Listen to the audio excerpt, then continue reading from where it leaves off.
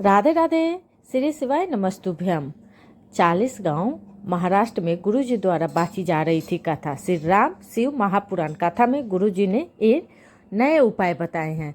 अगर कोई व्यक्ति ज़्यादा रोगीला हो, अगर कोई व्यक्ति रोग से ज़्यादा दुखित हो, ग्रसित हो, अगर उसको डॉक्टर को दिखा रहे हैं और डॉक्टर बोल रहा है कि अगर ये ठीक नहीं हुआ तो इसको हॉस्पिटल में भर्ती करना पड़ेगा, उसको हॉस्पिटल ले जाना पड़ेगा, तो गुरुजी ने बताया कि उस व्यक्ति के अगर मंदिर नहीं जा सकता है तो उस व्यक्ति के नाम से आप ये उपाय कर सकते हैं, या खुद के अगर समस्या हो, खुद का कोई बीमारी से आप ग्रसित हो तो आप ये उपाय कर सकते हैं। तो इस उपाय क्या करना है, तो 1 लोटे कलश जल से ही ये उपाय करना है। तो ये उपाय कैसे करना है, तो बस 1 लोटा कलश जल से ये उपाय करना है। वो जल आपके घर से हो तो आप क्या कीजिए, पहले 1 लोटा कलश जल अपने घर से भर लीजिए और भर कर शिवालय पहुँचिए, शिवलिंग के पास, और वहाँ जाकर आप उत्तर साइड की तरफ खड़े हो जाइए। और खड़े होकर आप 1 लोटा कलश जल पहले गणेश जी महाराज पर, फिर कार्तिकेय जी महाराज पर, फिर माता अशोक सुंदरी, फिर माता पार्वती के कटी भाग पर समर्पित करिए। और उसके बाद जो जितना भी जल बच जाए आप शिवलिंग पर समर्पित करिए। श्री शिवाय नमस्तुभ्यम मंत्र का बोलते हुए आप वो सारे जल, कलश जो जल आपके पास बचा है वो सारे जल आप शिवलिंग पर समर्पित कर दीजिए। समर्पित करने के बाद आप फिर उसी जल से, जल समर्पित करने के बाद जब जल नीचे बहकर जाए तो जलाधारी के पास वो जल अपने कलश में प्राप्त कर लीजिए, यानी रोक लीजिए, और रोक कर आप घरे आइए। घरे आकर आप रोगीला जो व्यक्ति है, जो भी कोई व्यक्ति जो रोग से ग्रसित है, उस व्यक्ति को आप 3 जगह उस जल को स्पर्श करवाइए। बस 3 जगह स्पर्श करवा कर देखिए फिर उसके बीमारी में क्या लाभ होते हैं। तो 3 जगह कौन कौन है, तो चलिए गुरुजी बताए हैं। उस थोड़ा सा जल, थोड़ा सा 1-2 बूंद जल उसके नाभि में आप डालिए। जिसका जो व्यक्ति बीमार है उसके नाभि में सबसे पहले जल, उसको जो जल आप शिवलिंग से लेकर आई हैं उसी जल को उस नाभि में डालिए।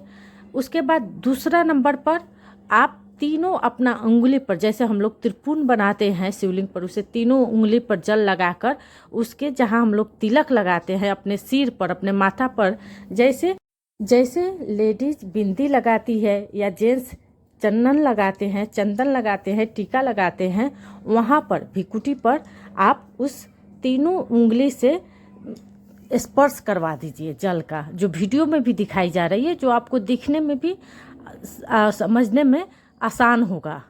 और लास्ट सबसे अंतिम स्थान है अपने शिखर, अपने सिर पर जहाँ हम लोग चोटी बनाते हैं, वहाँ पर आप उस जल को स्पर्श करवा दीजिए।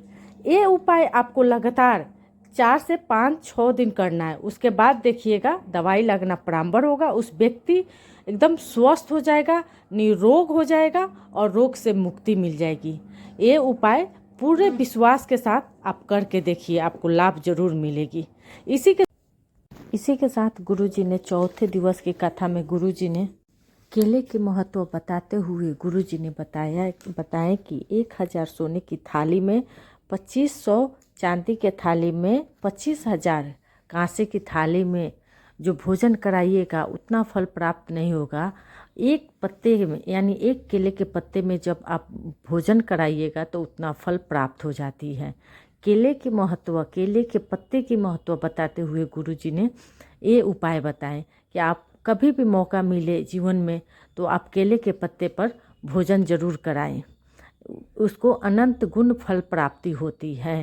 केले के फल जो होती है सारे देवी देवता को समर्पित किया जाता है, सारे देवी देवता को चढ़ते हैं। जब भी कोई शुभ कार्य होते हैं तो केले की थम का या पत्ता उसको लगाए जाते हैं, शुभ मानी जाती है। ये शिव जी का वरदान है। अगर आपको वीडियो थोड़ी भी अच्छी लगे तो चैनल को सब्सक्राइब करिए, वीडियो को लाइक करिए। हर हर महादेव। श्री शिवाय नमस्तुभ्यम।